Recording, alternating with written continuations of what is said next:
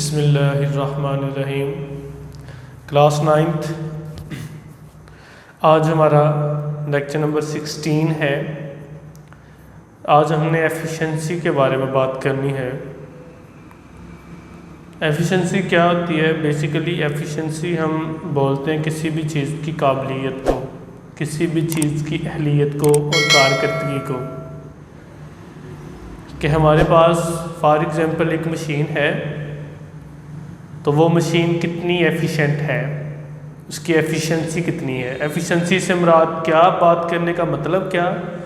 मतलब ये कि ये मशीन जो हम जिसकी बात कर रहे हैं, ये मशीन हमें कितना काम करके देगी, ये कितना काम करती है, इसकी कारकर्दगी क्या होगी। फॉर एग्ज़ाम्पल हमारे पास मशीन है, तो हमारे जहन में सबसे पहले क्वेश्चन क्या आता है कि ये मशीन कैसे काम करेगी, हम मशीन से कैसे काम लेंगे।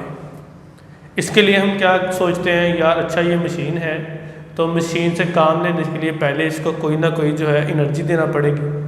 फॉर एग्ज़ाम्पल हमारे पास बाइक है, तो बाइक जो है वो मशीन है, तो मशीन को चलाने के लिए, उससे काम लेने के लिए हमें उसे एनर्जी देना पड़ेगी।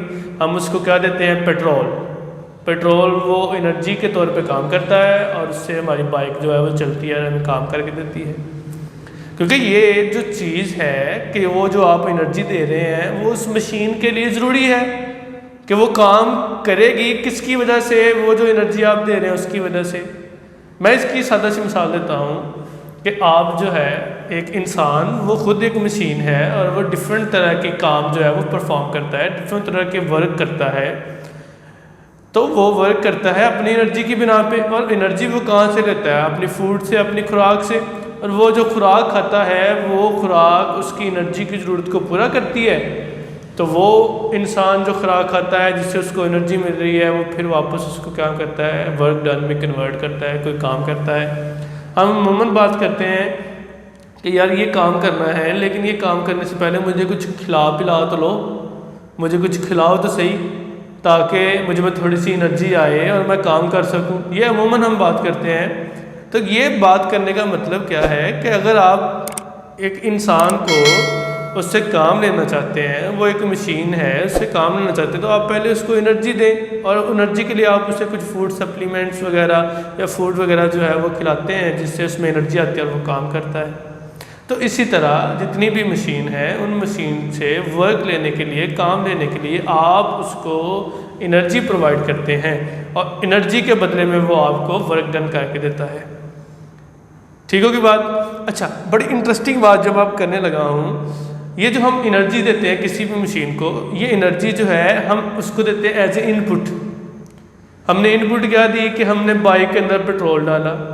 अब बाइक के अंदर पेट्रोल डाला, उसको एनर्जी मिल गई, तो एनर्जी के बदले में जब वो वर्क डन करेगा, तो वो वर्क डन हमें क्या कर देगा? As a output.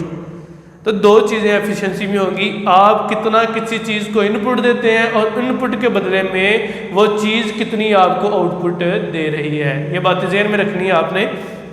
ये मैं बुनियाद बना रहा हूँ एफिशिएंसी समझाने के लिए कि एफिशिएंसी क्या है, कि आप किसी भी मशीन को कितनी एनर्जी एज ए इनपुट देते हैं, और वो कितनी एनर्जी बदले में आपको, या कितना वो वर्क डन बदले में आपको जो है वो आउटपुट के तौर पे देता है। उसके दरमियान जो रेशो होगी, फिर उसको हम कहेंगे दैट इज़ द एफिशिएंसी। इंसान है, इंसान एक मशीन है, जैसे मैंने भी बोला है, तो आप उसको जो है वो फूड सप्लीमेंट देते हैं, काम करने के लिए आप उसे खुराक देते हैं, वो खुराक उसकी एनर्जी की ज़रूरत को पूरा करती है। वो खुराक जो आपने उसको दी है वो इनपुट थी। अब बदले में वो जो आपने उस इंसान से काम लेना था, वो काम बेसिकली फिर क्या होगा? वो काम आउटपुट होगा जो आपने उस एनर्जी के बदले में लिया, जो आपने इंसान को दी थी। समझ आ गई बात की? मैं इसकी और एग्जांपल आपको देता हूँ। जब आप जो है वो मोटर चलाते हैं अपने घर की, पंप चलाते हैं, तो पंप किस लिए चलाते हैं? ताकि पानी निकाल सके नीचे से। तो पंप को आप पहले क्या देते हैं? इलेक्ट्रिसिटी। इलेक्ट्रिसिटी आप इनपुट के तौर पे देते हैं, जो उसकी एनर्जी की ज़रूरत को पूरा करता है, जो उस मशीन के चलने के लिए ज़रूरी होता है। तो जब वो आपने इनपुट दे दी, तो मशीन को एनर्जी मिल गई। एनर्जी तो मिल गई, अब उसने कोई आउटपुट भी देना है, तो आउटपुट के बदले में वो क्या करता है? वो सारा का सारा पानी ज़मीन से बाहर निकालता है। आप सुराख करते हैं, आप ड्रिल की मदद से अपनी दीवारों के अंदर जो है वो सुराख करते हैं, तो ड्रिल को आप इलेक्ट्रिसिटी पहले इनपुट के तौर पे देते हैं और वो आउटपुट के तौर पे आपको आपका मतलूबा काम करके देता है। तो ये सारी बेसिकली एग्जांपल्स हैं इनपुट और आउटपुट की। तो इसके लिए हमें देखना पड़ेगा कि हम जो है एक मशीन कितनी की इफ़ेक्टिव होगी, कितनी उसकी एफिशिएंसी होगी।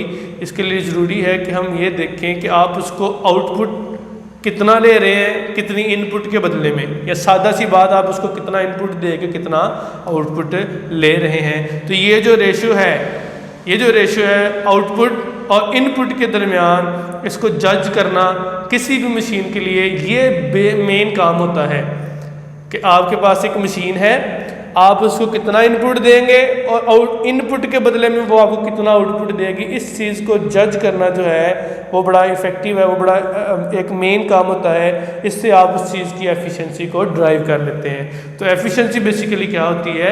Efficiency is the ratio of required form of energy obtained as a output, कि आपने जो एनर्जी किसी भी मशीन को इनपुट के तौर पे दी है उसका कितना आउटपुट आपको मिला है to the total energy given as a input. इसे हम बोलते हैं एफिशिएंसी ऑफ अ सिस्टम, कि ये रेशो है कि मशीन ने कितना काम करके दिया है, आपने मशीन से कितना काम लिया है, किसके बदले में, वो जो आपने उसको इनपुट दिया था उसके बदले में, उसकी जो रेशो बनेगी उस रेशो को हम बोलते हैं एफिशिएंसी।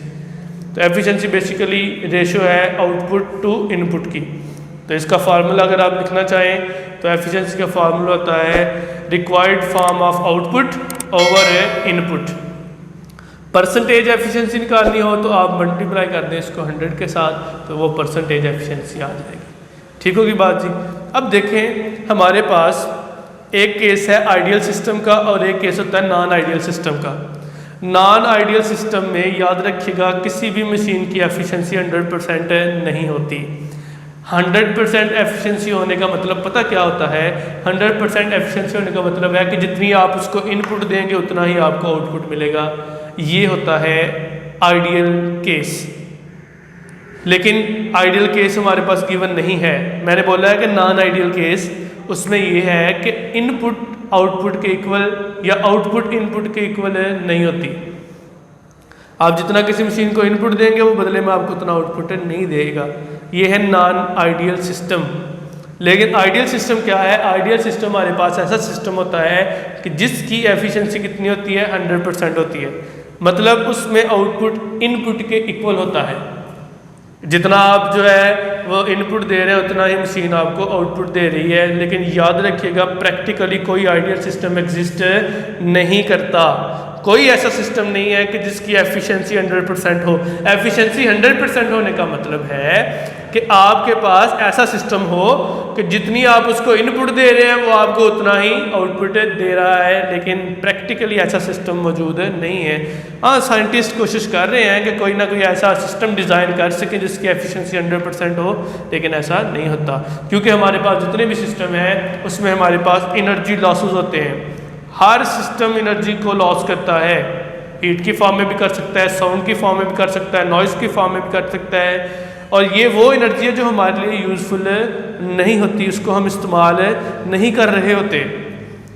तो इसलिए नॉन आइडियल सिस्टम में एफिशिएंसी 100% नहीं होती। आइडियल सिस्टम में एफिशिएंसी 100% होती है। एफिशिएंसी 100% होने का मतलब जितनी आप उसको इनपुट दे रहे हैं उतनी ही वो आपको आउटपुट दे रहा है। लेकिन प्रैक्टिकली आइडियल सिस्टम एग्जिस्ट नहीं करता।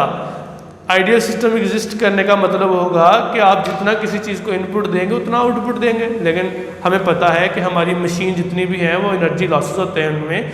वो जब चलती हैं तो फ्रिक्शन की वजह से बहुत सारी एनर्जी एज ए हीट भी जो है वो ज़ाया हो जाती है और नॉइज़ की फॉर्म में भी ज़ाया हो जाती है, जिसको हम इस्तेमाल नहीं कर सकते और वो वेस्ट हो जाती है।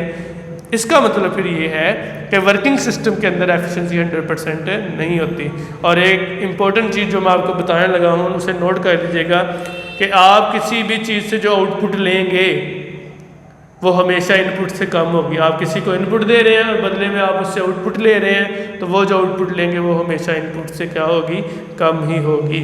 तो ये छोटा सा आर्टिकल था एफिशिएंसी। आपने इसको अच्छी तरीके से तैयार करना है। वस्सलामु अलैकुम वरहमतुल्लाह।